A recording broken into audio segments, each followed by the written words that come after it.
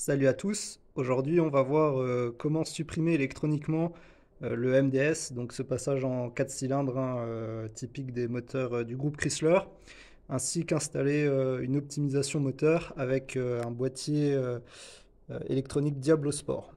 Donc voilà un boîtier qui est très réputé hein, aux États-Unis, qui vous permet de modifier énormément de paramètres assez complexes au niveau de votre calculateur. Mais cette marque propose également ce qu'on appelle des Easy Tune, donc des optimisations moteurs préfaites, pré-réglées, que vous pouvez installer très simplement sur votre véhicule. Donc on va voir ça ensemble. Donc là, on va venir d'abord faire la mise à jour du Diablo Sport avant de faire quoi que ce soit sur le véhicule. Donc vous avez un câble USB qui se trouve ici et on va venir le brancher juste au-dessus et on va venir le connecter à notre ordinateur. Ok, donc avant de faire quoi que ce soit, on va commencer par mettre à jour le Diablo Sport. Donc du coup, on va sur Internet, on tape Diablo Sport Update sur Google, on prend le premier site, là en l'occurrence c'est le site Olay, et si vous avez un PC, voilà, vous avez Update Agent 1.0 for PC, vous avez pour Mac, et là vous avez le Data Viewer qui vous permet en fait de lire les données que vous enregistrez éventuellement avec le Diablo Sport. Si vous n'avez pas besoin de ça, c'est pas la peine. Donc nous, ce qui nous intéresse ici, c'est ça. Donc vous cliquez dessus, ça va vous télécharger le logiciel. Une fois que c'est téléchargé, on vient l'installer. Ok, installe. Et on laisse le logiciel s'installer. Donc une fois que votre logiciel est installé, là on a l'Update Agent. Donc on vient juste l'ouvrir et on va venir brancher, voilà, Connect Device. Donc on va venir brancher notre Diablo Sport avec le câble USB directement sur l'ordinateur. Voilà, donc là j'ai branché le Diablo Sport. On attend que ça charge. On appuie sur Yes. Voilà, et maintenant on va revenir à notre écran.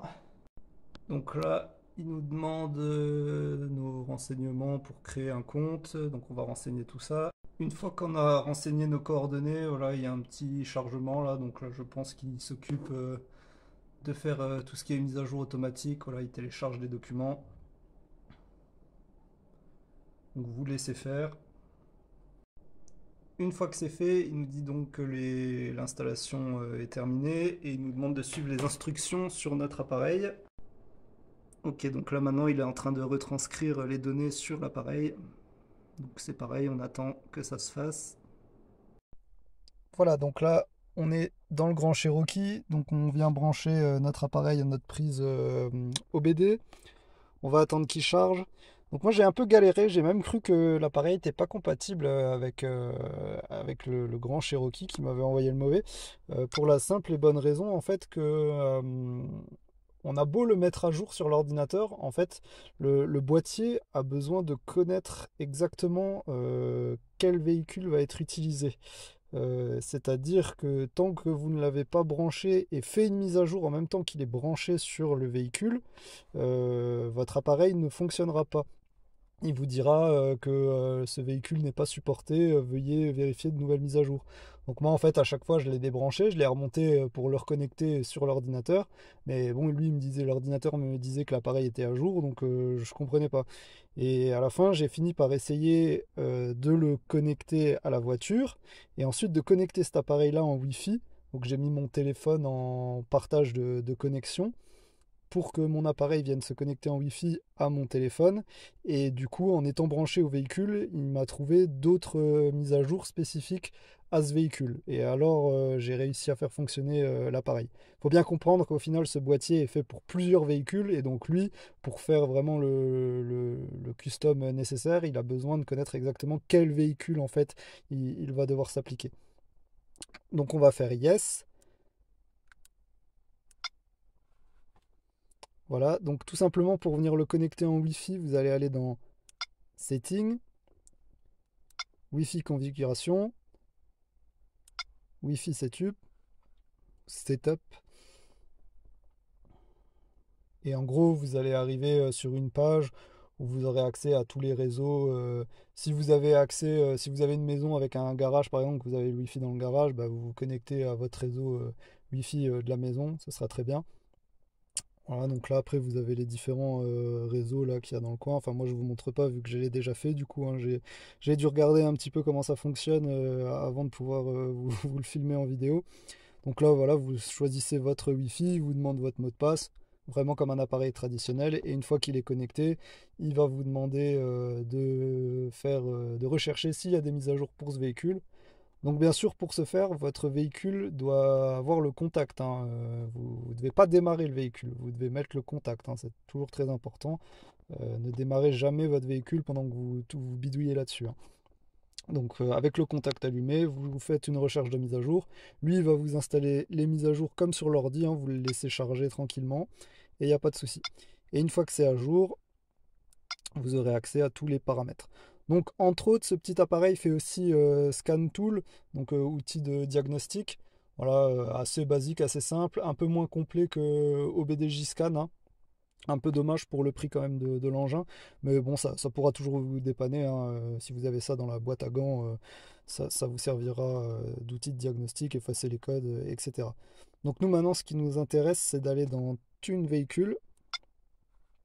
Voilà, donc là, lui, il nous demande de nous mettre en run, hein, de mettre le contact comme je vous disais. Donc on appuie 2 fois. Voilà, on fait continuer.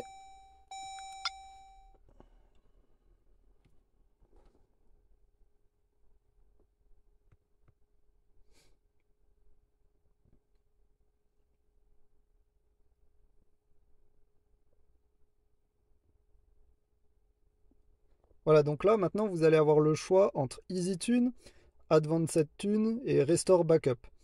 Donc en fait, à ce moment-là, quand vous allez commencer, lui, il va vouloir vous faire une sauvegarde de votre PCM actuel, hein, de tous les paramètres d'origine, afin de pouvoir faire un backup. Donc il va vous demander si vous souhaitez faire une sauvegarde, oui ou non. Moi, je vous conseille fortement de faire une sauvegarde, hein, si jamais vous voulez restaurer votre véhicule par défaut.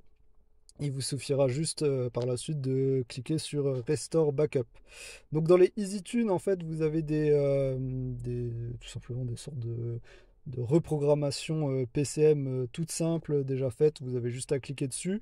Vous avez le choix entre un Octane 91 et un Octane 93. Donc l'Octane 91 correspond au 95 chez nous, au samplon 95, et l'Octane 93 correspond au samplon 98. Il faut savoir que si vous mettez un tune Octane 93, vous devez uniquement rouler au 98 avec rien d'autre. Si vous souhaitez faire un mélange des deux, 95-98, vous pouvez installer l'EasyTune en Octane 91. Il n'y aura aucun problème. Donc vous pouvez toujours mettre un indice d'octane supérieur. Par contre, vous ne pouvez pas mettre un indice d'octane inférieur. Donc nous maintenant, si on veut supprimer le MDS, on va aller dans Advanced Tune. On va le laisser charger. Donc on va faire Tune Select.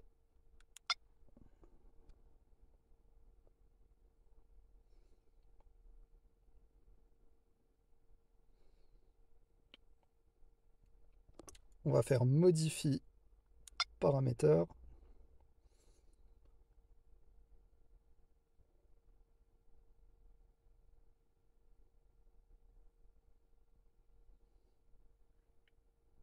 Voilà, et là donc vous voyez, vous avez plein d'options disponibles. Donc vous avez les radiateurs, enfin les radiateurs, les ventilateurs pardon, de radiateurs.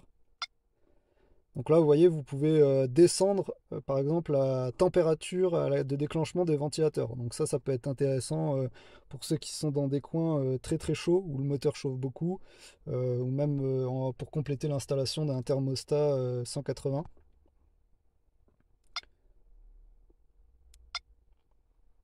Voilà, après vous avez pas mal de paramètres. Moi je vous conseille de pas trop bidouiller si vous qui connaissez pas, hein. Prenez vraiment juste les paramètres qui vous intéressent. Donc nous en l'occurrence le MDS. Voilà. Et là vous voyez, vous pouvez sélectionner on ou off.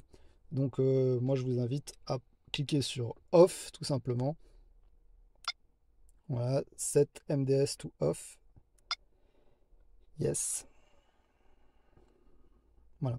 Alors, il faut savoir aussi que la petite étoile, au début, je me suis demandé à quoi ça correspondait, parce que quand on retourne dedans, on voit que l'étoile est toujours à côté de on. L'étoile ne correspond pas aux paramètres choisis, elle correspond simplement à la dernière modification effectuée. Donc, c'est-à-dire que si vous avez cliqué sur off là comme moi avant, c'est sur off, il n'y a pas de souci. Même si vous avez la petite étoile à côté de on, il n'y a pas de problème. Cliquez bien sur off et ce sera désactivé, il n'y aura pas de problème. Donc là, vous pouvez revenir en arrière. Donc là, vous voyez, vous avez d'autres paramètres. Vous avez la taille des pneus, le throttle body, traction control et l'allumage. Donc voilà, c'est pas mal de paramètres que vous pouvez régler, mais encore une fois, si c'est pas trop votre truc, quoi, évitez de bidouiller de trop. Voilà. Une fois que vous avez fait ce que vous voulez, vous cliquez sur Appli Tune et ensuite bah, c'est parti. Votre PCM va se mettre à jour avec les nouveaux paramètres et vous aurez supprimé le MDS et vous aurez en plus un PCM optimisé pour le carburant que vous souhaitiez avoir. Donc voilà.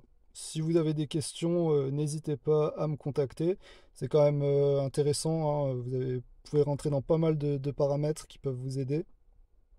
Et puis c'est toujours sympa, hein, pour le prix, donc à peu près 450, 500 euros. Vous pouvez désactiver le MDS et avoir un bon outil pour améliorer votre gestion moteur, hein. Donc c'est vraiment pas mal. Voilà les amis, j'espère que ça vous a plu et n'hésitez pas à nous contacter si besoin. Allez, ciao ciao!